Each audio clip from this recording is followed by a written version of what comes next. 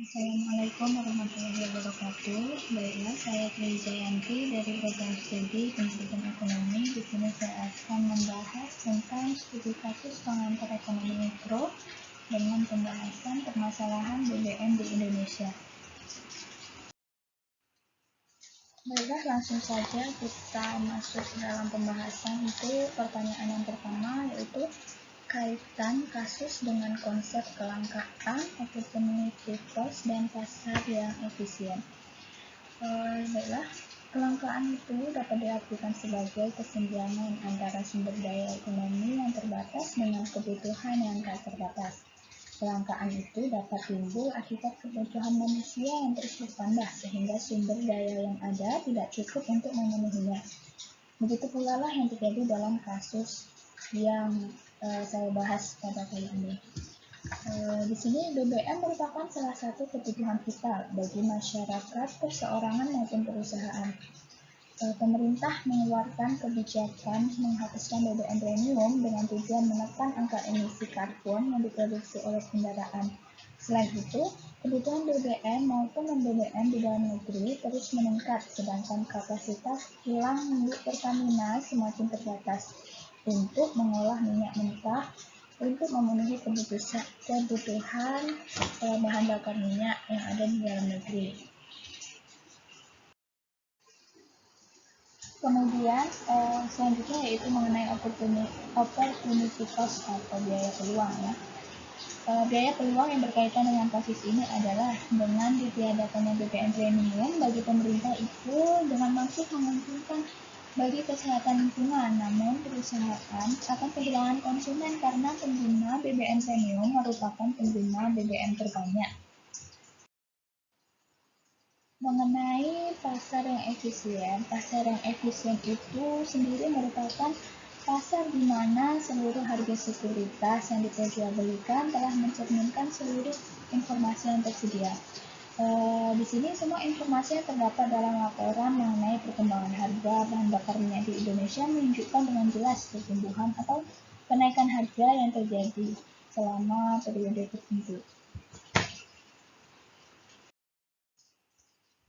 Baiklah, lanjut kepada soal yang kedua, yaitu apa dampak yang ditimbulkan dari kebijakan pemerintah. Ada beberapa dampak yang ditimbulkan dari kebijakan pemerintah dalam menaikkan harga BBM. Itu terbagi menjadi dua ya, dampak positif dan negatif. Yang pertama, dampak positifnya yaitu muncul bahan bakar alternatif.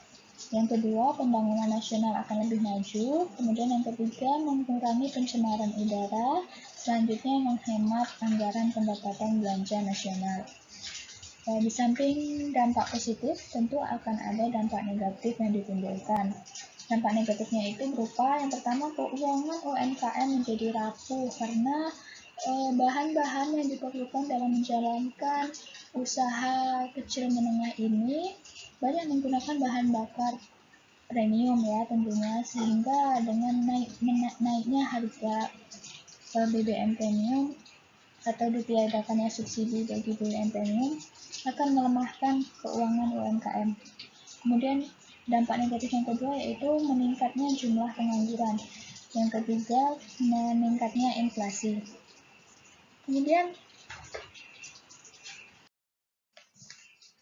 Kemudian ada kebijakan pemerintah dalam mengurangi monopoli Pertamina, mengurangi subsidi, dan menghapus BBM akan kita nilai dari 4 sudut pandang. Yang pertama yaitu dari sudut pandang efisiensi. Kebijakan yang diambil pemerintah ini hendaknya dipertimbangkan beberapa hal yang menyangkut apakah akan efisien kebijakan tersebut diterapkan. Dalam kasus ini ada beberapa tujuan dari kebijakan tersebut yang dimaksudkan oleh pemerintah.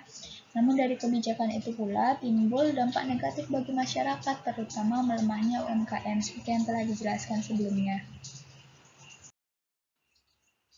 Begitu pula cara penilaian kita terhadap sudut pandang equity atau ekuitas balik modal, growth, dan stability. Pemerintah seharusnya memikirkan dampak yang ditimbulkan dari kebijakan tersebut dengan mempertimbangkan kembali kebijakan, kemudian memberikan alternatif lain selain dari menghapuskan kebijakan BBM tersebut. Yang terakhir yaitu harapan terhadap kebijakan BBM yang diterapkan oleh pemerintah di Indonesia.